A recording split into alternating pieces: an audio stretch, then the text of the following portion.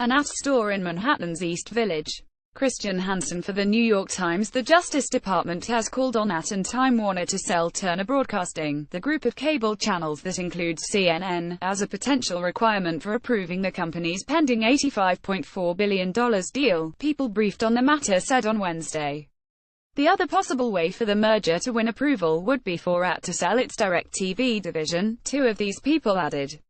The demands set up a potential battle over the fate of the long-in-the-works deal that would create a colossus straddling the worlds of media and telecommunications at a time when upstarts like Netflix are disrupting traditional players in both industries.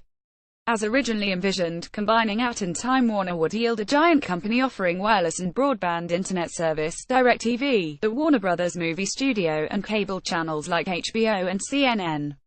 If the Justice Department formally makes either demand a requisite for approval, at&t-time Warner would almost certainly take the matter to court to challenge the government's legal basis for blocking the transaction. President Trump has long accused CNN of harboring a bias against him.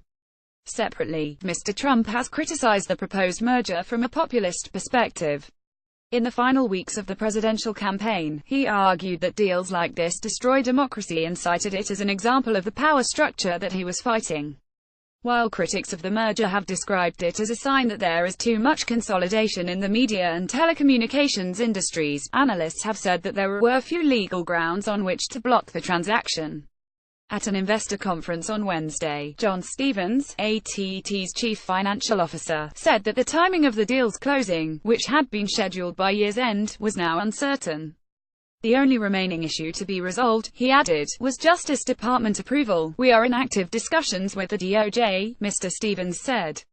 I cannot comment on those discussions.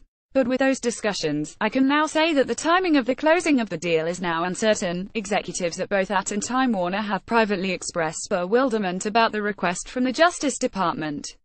Because the proposed deal is a vertical merger, meaning that neither company competes directly against the other, they believe there is little legal basis to block it. To win approval of the deal, at hired lobbyists close to Vice President Mike Pence and others in the Trump administration. At was among the top donors to Mr. Trump's inauguration. AT&T's chief executive, Randall Stephenson, had attended at least 2 meetings with Mr. Trump this year.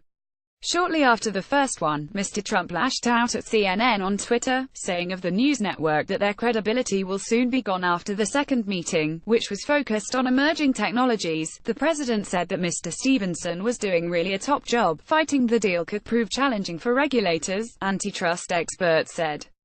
The Justice Department would have to argue that at would have an incentive to withhold Turner channels like CNN or its NBA on TNT from rival broadband distributors like Verizon or Comcast.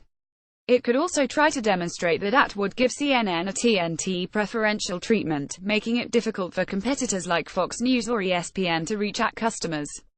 To block the deal, Justice Department lawyers would have to successfully show that these effects would hurt consumers in the form of higher prices or fewer choices, antitrust lawyers said, because this is a vertical merger that combines distribution with content. The DOJ would have to show that a combined entity has the incentive as a vertically integrated company to foreclose rival content producers and/or rival distributors from access to content. Diana Moss, president of the American Antitrust Institute, said. The biggest counterweight to such an argument is the Obama administration's 2011 approval of Comcast's acquisition of NBC Universal. In that case, the Justice Department and Federal Communications Commission attached several conditions to Comcast's business practices, including promises that Comcast would not withhold content from rivaling services. Such conditions, known as behavioral remedies, have been typical in vertical mergers. The Justice Department's demand for divestitures would be a major change in antitrust policy, experts said. Halting the deal between at&t-time Warner would require regulators to prove that previous mergers had resulted in worse service for consumers and that shedding assets would be better than behavioral remedies. Spokesman for at&t-time Warner declined to comment. A Justice Department representative declined to comment. Cecilia Kang, Brooks Barnes and John Coblin contributed reporting.